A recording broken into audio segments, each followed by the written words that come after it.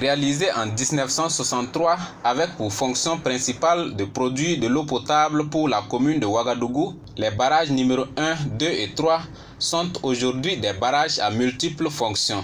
Ces barrages apportent gros aux populations grâce à la pêche et aux activités de maraîchage développées autour, estime le président du CLE Massili Nord, ce comité local de gestion de l'eau chargé d'appuyer les usagers de l'eau pour une gestion durable des ressources en eau. Le barrage, sur le plan économique, apporte vraiment beaucoup de revenus. Alors, si on prend d'abord sur le plan de pêche, il faut reconnaître qu'il y a beaucoup qui exercent ce métier sur ces barrages-là. Voilà. Deuxième chose, il faut reconnaître qu'il y a la maraîchiculture qui s'est développée tout autour de ces barrages.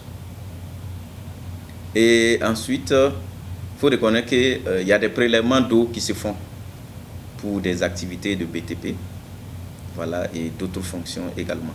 Plusieurs pêcheurs reconnaissent effectivement l'utilité de ces barrages car, disent-ils, ils permettent d'améliorer leurs conditions de vie à travers la pêche et la vente des poissons. Le barrage nous est beaucoup utile parce que nous travaillons ici depuis. Voilà, bon, nous aussi nous gagnons ce que nous gagnons. Voilà, c'est pas trop, mais ça nous arrange. Nous sommes ici là, bon, ça nous aide un peu parce que nous faisons beaucoup de choses ici. Puis il y a beaucoup d'arbres. Bon, nous on vend des poissons ici. Souvent, nous on pêche ici. Souvent, c'est dans un nous on prend. Bon, vraiment, je dis, ça nous plaît. Au-delà de l'aspect économique, ces barrages sont d'une grande importance sur le plan écologique pour la ville de Ouagadougou et plus précisément des quartiers environnants tels que Tanguin et Dapoya à travers une atténuation de la température, nous confie Tounbaye Nyumu. Cependant, ces barrages souffrent des conséquences des activités anthropiques. Déjà, à vue de ce qu'on peut déjà citer, c'est la maraîchiculture qui se développe même dans le lit même de certains de ces barrages. Il y a la présence d'un marché à bétail dans la zone de servitude de ce barrage. Il faut citer également le dépotoir communal qui se trouve également dans cette zone de servitude.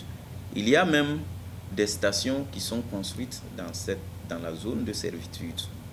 La somme de ces actions est soldée par l'ensablement du barrage, la pollution de l'eau et bien d'autres conséquences qui réduisent considérablement la quantité des poissons. Le barrage n'est pas assez bien entretenu. Donc il faut que les autorités fassent quelque chose pour essayer d'aider les gens qui travaillent dans le barrage. Voilà, pour que tous ceux qui sont ici arrivent à s'en sortir. Voilà, par exemple, il y a des mauvaises herbes qui sont là, la jacinthe d'eau. Voilà, qui est arrivé ici, voilà, qui perturbe le travail et puis bon, voilà, qui fait que la disparition de certains poissons. Il faut le dire, ce qu'on fait actuellement comme entretien n'est pas assez pour vraiment amener le barrage à un bon état. Donc moi je considère qu'il n'y a pas un bon entretien de ces barrages.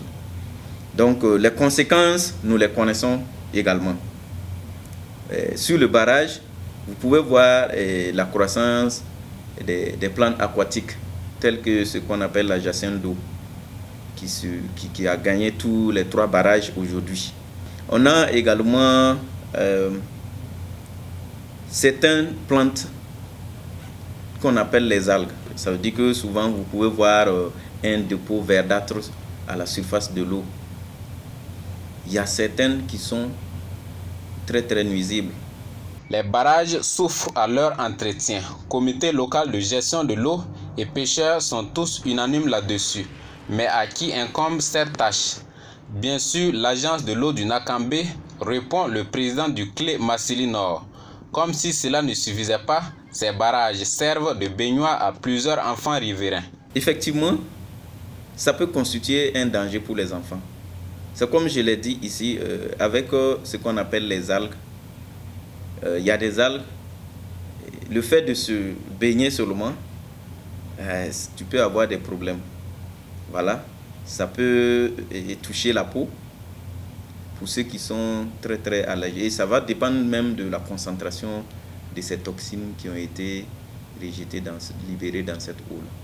Selon des chiffres de l'agence de l'eau du Nakambe, la capacité initiale de ces barrages était de 14 960 m3 en 1963. Elle est passée à 6 105 000 m3 en 1990 et 5 500 000 m3 en 2005. Cette régression serait due à l'ensablement, d'où la nécessité d'agir le plus vite possible pour sauver ce qui peut l'être encore de ces ouvrages hydrauliques.